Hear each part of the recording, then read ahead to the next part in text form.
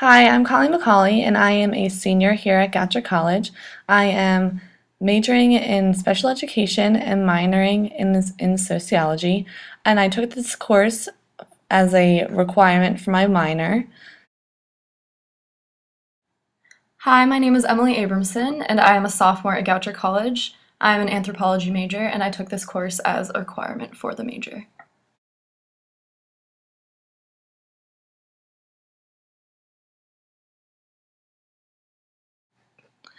My goal before starting this project was to see how the garden and the surrounding schools worked well together. Going into this project, I was hoping to see how the garden worked as a community. I also wanted to see how the garden community interacted with the surrounding neighborhood.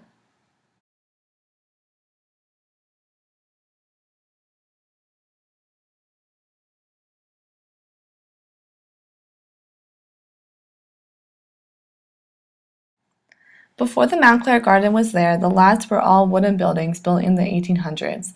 These buildings were torn down because there was a fire hazard. They were a fire hazard, and the city decided to just fill the lots with asphalt instead of replacing the buildings. For almost 30 years, this asphalt lot was used as a play area for the local kids and was also a makeshift basketball court. In the late 1990s, Betsy Waters, the president of the Hollands Market Neighborhood Association and a longtime resident, approached Eddie about starting a garden on the asphalt lots.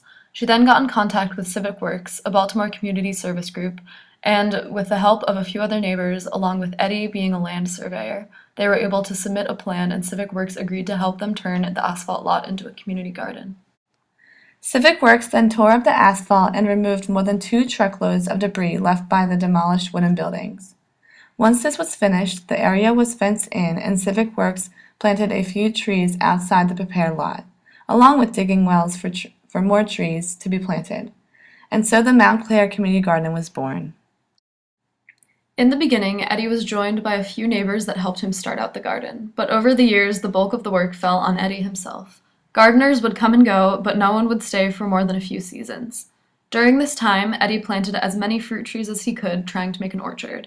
He also planted as many perennials as he could, as these sorts of plants are less maintenance. In 2010, around the time that University of Maryland started expanding its facilities, the garden experienced a sudden influx of new members. This helped Eddie tremendously, as he was now able to share the labor and did not have to tend to the entire garden himself. Because of this new help, the garden was able to flourish.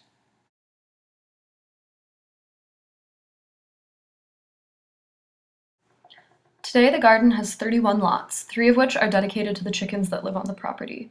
There are about 20 active members of the garden and even more members on paper. The garden is an oasis for surrounding animals, whether they be migratory birds, overwintering birds, or breeding birds that make their nests in the trees of the property. There have also been predatory bird sightings in the garden. In addition to the birds, the garden is also a home away from home to many different cats in the neighborhood. One such cat, Charmer, has been an unofficial mascot for the Mount Clare Garden. These cats are a huge asset to the garden as they help keep the rat population under control.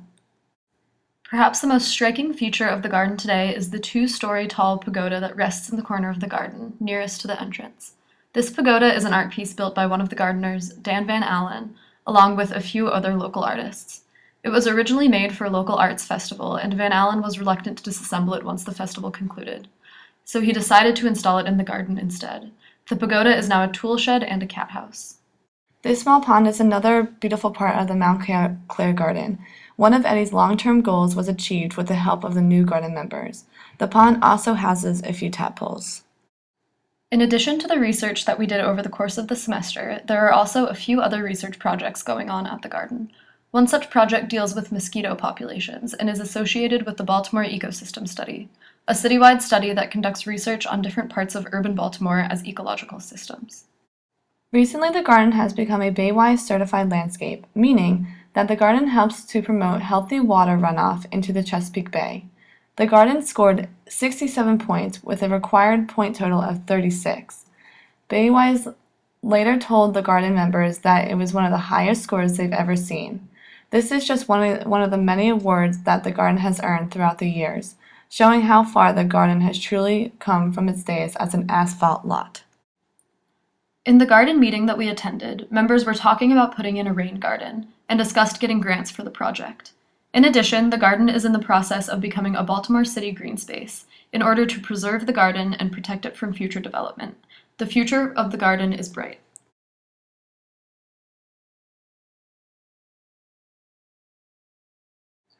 Eddie Smith, one of the original founders of the garden, moved into the Hollands Market neighborhood in 1987, right across the street from this asphalt lot. He started gardening in the early 1990s, and his gardening knowledge is what made Betsy Waters contact him about getting involved in the garden. While there are many members of the garden community that deserve praise, the real hero of the Mount Clare Community Garden is Eddie. Eddie kept the garden alive for 10 years with almost no help and still faithfully tends to the garden every day. It is clear to see that without the help of Eddie Smith, the Mount Clare Community Garden would be nowhere near as successful as it is today. Thank you so much for all your help, Eddie. We couldn't have done it.